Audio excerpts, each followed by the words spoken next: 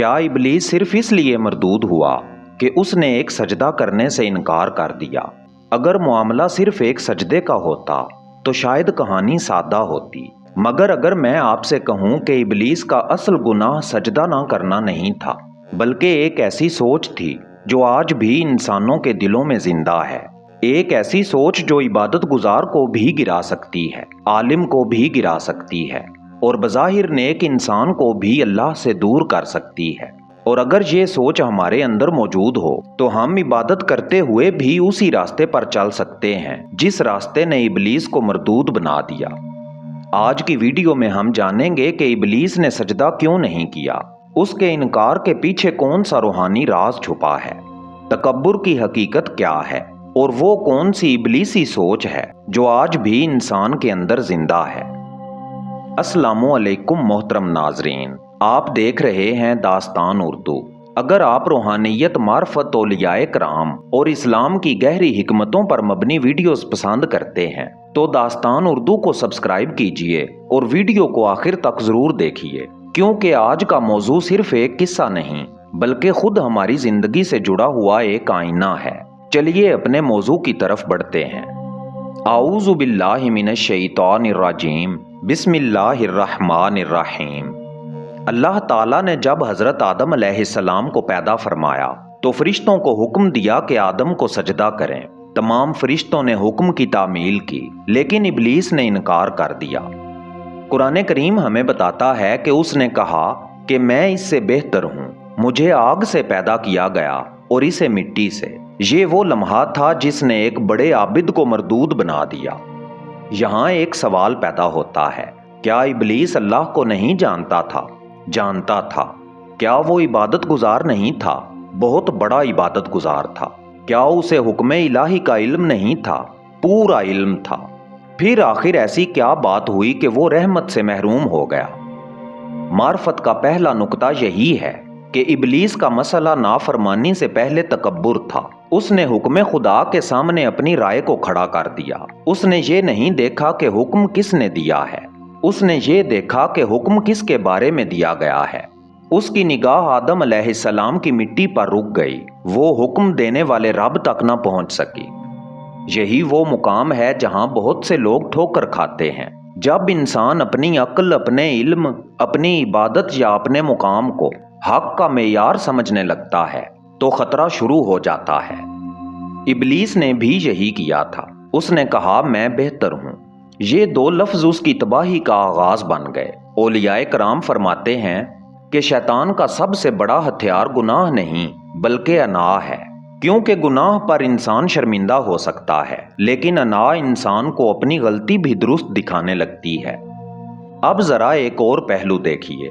इबलीस आबिद था लेकिन आशिक नहीं था। आबिद इबादत करता है, आशिक अताअत करता है। आबिद अपनी पसंद की इबादत करता है, आशिक अपने महबूब की पसंद को तरजीह देता है।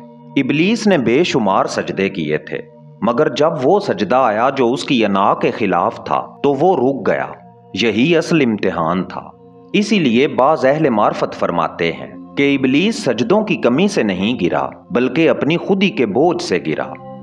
अब सवाल ये है कि इस वाक़े का आज हमारी जिंदगी से क्या ताल्लुक है?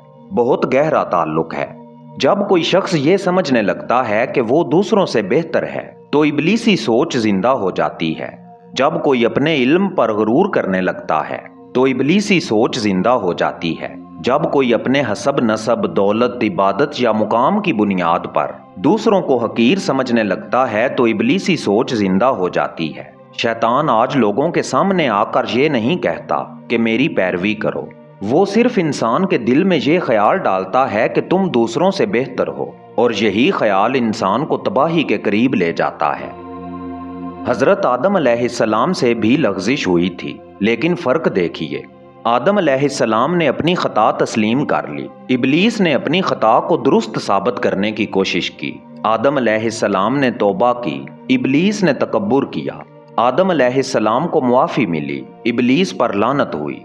यही वो फ़र्क है जो बंदे को अल्लाह के करीब या दूर करता है।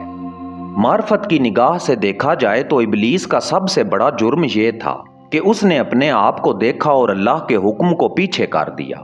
جبکہ اولیاء اللہ کی راہ یہ ہے کہ وہ اپنے آپ کو بھول جاتے ہیں اور حکم خدا کو سامنے رکھتے ہیں۔ یاد رکھیے، اللہ کو جھکنے والے پسند ہیں، اپنے آپ کو بڑا سمجھنے والے نہیں۔ اللہ کو عاجزی پسند ہے، غرور نہیں۔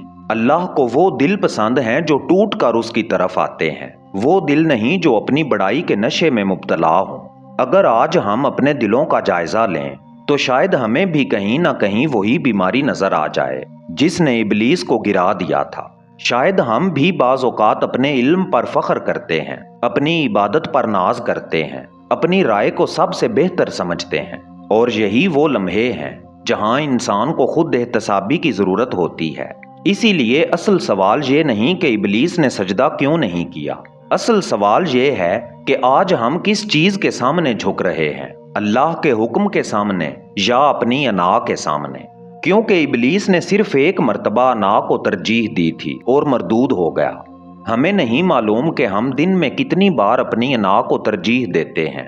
اللہ تعالی ہمیں تکبر سے بچائے، عاجزی عطا فرمائے، حق کو حق سمجھنے اور اس پر عمل کرنے کی توفیق دے، اور ہمیں ان لوگوں میں شامل فرمائے جو اپنی ذات پر نہیں بلکہ اپنے رب کے حکم پر بھروسہ کرتے ہیں۔ آمین یا رب العالمین۔ داستان اردو کے معزز دوستو، اگر آپ کو یہ ویڈیو پسند آئی ہے تو لائک کریں اور اپنے دوستوں کے ساتھ شیئر ضرور کریں، اور اگر آپ مستقل ہمارے ساتھ اس سفر میں شامل رہنا چاہتے ہیں تو چینل داستان اردو کو ابھی سبسکرائب کریں اور بیل کا آئیکن دبائیں، کیونکہ ہم ہر روز آپ کے لیے ایسی ہی نایاب ویڈیوز لے کر آتے ہیں۔ میرا نام ہے اعزاز کاظمی۔ ملتے ہیں اگلی رازوں بھری ویڈیو میں، تب تک کے لیے اللہ نگہبان۔